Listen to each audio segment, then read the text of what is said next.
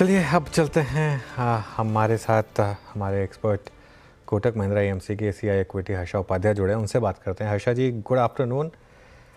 Correction आई market में और correction में आपके पास रिकॉर्ड पैसा आया। अभी एमपी का डेटा आया है जो बता रहा है कि 25,000 करोड़ की सिप हुई और करीब करीब all time high equity inflows आए।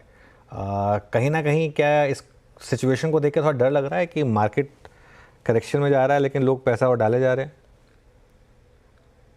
गुड आफ्टरनून अनुज। इसमें दो चीज आप हम देख सकते हैं। एक तो यही है कि जो एसआईपी इन्वेस्टर्स हैं वो जरूर इंडिया स्टोरी में बिलीव करते हैं और कंटिन्यूअसली जो पैसे डालते जा रहे हैं, एक अच्छा सा लॉन्ग टर्म वेल्थ क्रिएशन का एक मोड अपनाए हैं। तो इसलिए उस पर कोई डर नहीं है। लेकिन जरूर ये भी लगता है कि जो लमसम पैसा आ रहा है, बहुत सारे एनएफओस में जो पैसा आ रहा है, तो हर एक एनएफओ का जो एक्सपीरियंस रहेगा, इन्वेस्टर एक्सपीरियंस, वो जरूरी नहीं है कि एक यूनिफॉर्म तरीके से अच्छा ही रहे, क्योंकि काफी सारे थीम्स हैं, अलग अलग थीम्स हैं। तो हो सकता है कि वहाँ पे थोड़ा बहुत जो इन्वेस्टर एक्सपीरियंस रहे वो जो डाइवर्सिफाइड फंड्स में जो होता है उतना शायद ना हो, अच्छा ना हो।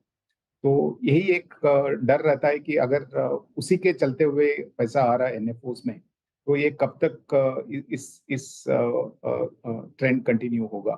लेकिन वही वही जगह पे अगर आप एसआईपी को एनालाइज करते हैं, तो वहां पे कोई भी ऐसा बड़ा चेंज इन ट्रेंड दिखाई नहीं दे रहा है। तो हो सकता है कि थोड़ा बहुत ओवरऑल फ्लोज पे कुछ इम्पैक्ट पड़े अगर मार्केट्स का मूवमेंट में कोई नेगेटिव रिएक्शन रहेगा। लेकिन ऐसा तो नहीं है कि बहुत ज्यादा फ्लो में, स्ट्रक्चर में बहुत बदलाव एटलीस्ट शॉर्ट टर्म में आ जाएगा, ऐसा तो नहीं लग रहा। ये मैं आपसे अगला सवाल पूछूं उससे पहले यूपीएल का स्टॉक एक बार मैं स्क्रीन पर रखना चाहती हूँ, क्योंकि नंबर्स आ चुके हैं और जिस बात का डर था वो वही हुआ है कि लॉस आया, लगभग 443 करोड़ का लॉस इनफैक्ट काफ़ी बढ़ गया है। और रेवेन्यू फ्लैट है, 9% की ग्रोथ, EBITDA 2% ही बढ़ पाया, मार्जिन्स कॉन्ट्रैक्ट हुए हैं। इसीलिए शायद सुबह से ही स्टॉक कमजोर और इस समय भी करीब 7-7.5% तक का एक नॉक बनता दिखाई दिया है। ये एग्री केमिकल साइड को लेकर बड़ी चिंता उभर कर आई है। आरती इंडस्ट्रीज ने भी अपनी कमेंट्री में यही कहा था हर्षा जी कि देखिए एग्रो केमिकल में आउटलुक ग्लोबली थोड़ा सा फीका है। ये क्या एक वरी फैक्टर रहेगा जहां पर हम एक तरफ वो अच्छी खासी China Plus 1 स्टोरी खेल चुके हैं, लेकिन बाकी केमिकल कंपनियों में जिनका बड़ा फोकस एग्रो केमिकल पर है उसमें ग्लोबल इन्वेंट्री पाइलअप की दिक्कतें अभी भी परसिस्ट कर रही हैं? देखिए, ग्लोबल इन्वेंट्री जो पाइलअप हुआ था वो हर एक सेगमेंट में बिल्कुल क्लियर नहीं हुआ है। तो हो सकता है कि कुछ सेगमेंट्स में ये यहाँ पे टाइमिंग डिफरेंसेस रहेंगे और कुछ सेगमेंट शायद जल्दी उससे उभर कर बाहर आएंगे और कुछ सेगमेंट्स में वो डाउन टर्न थोड़ा बहुत और कंटिन्यू होगा। तो लेकिन ऐसा तो नहीं बोल सकते हैं कि पूरे के पूरे केमिकल्स या agri chemicals are out of woods. तो अभी भी आपको एक तरफ से सतर्क रहने पड़ेंगे और वैल्यूएशंस देखते हुए और कौन से सेगमेंट में क्या इन्वेंट्री का इश्यू है, कहाँ पे मार्जिन्स पे प्रेशर और कंटिन्यू हो सकता है, वो सब देखते हुए आपको चलना पड़ेगा। तो हमें नहीं लगता है कि केमिकल्स में भी एक यूनिफॉर्म तरीके से शायद सेक्टोरल परफॉर्मेंस नहीं रहेगा। वहां पे भी विनर्स और लूजर्स रहेंगे।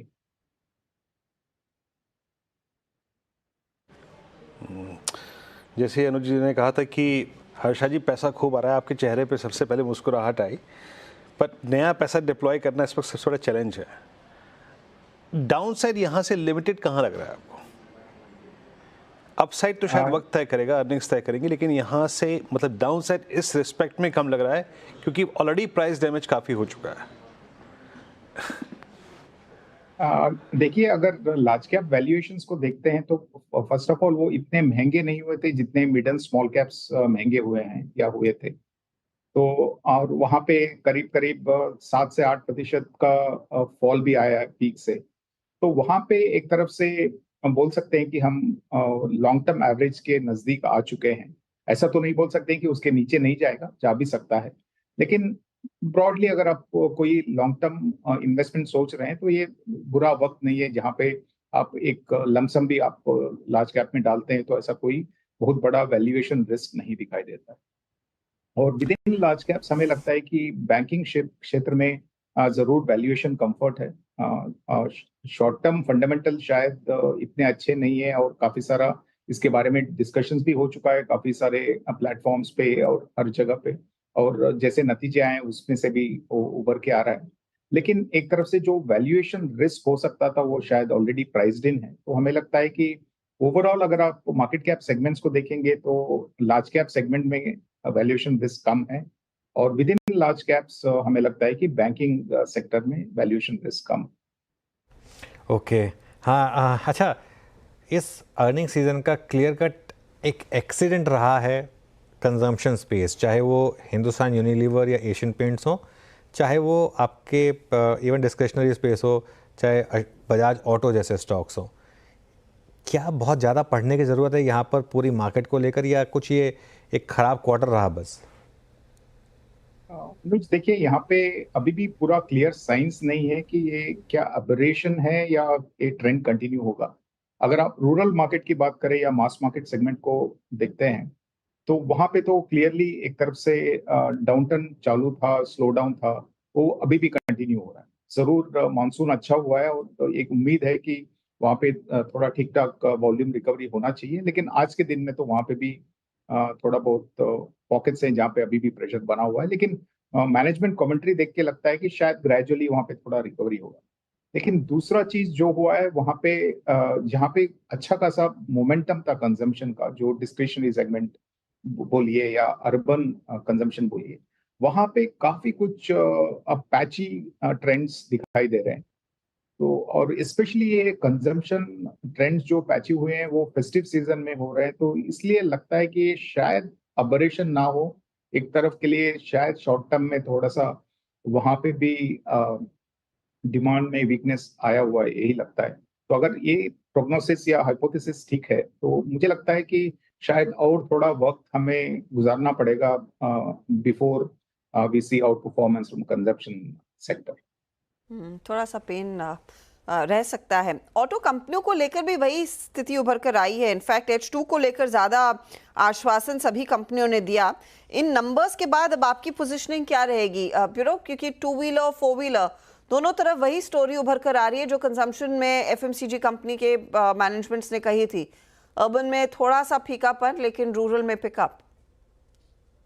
देखिए, हमने इस बारे में पहले भी कुछ शोज में जिक्र किए थे कि पैसेंजर व्हीकल्स में हमें लगता है कि इन्वेंट्री ज्यादा है और डिस्काउंट्स बढ़ सकते हैं, वही हुआ है इस फेस्टिव सीजन में भी।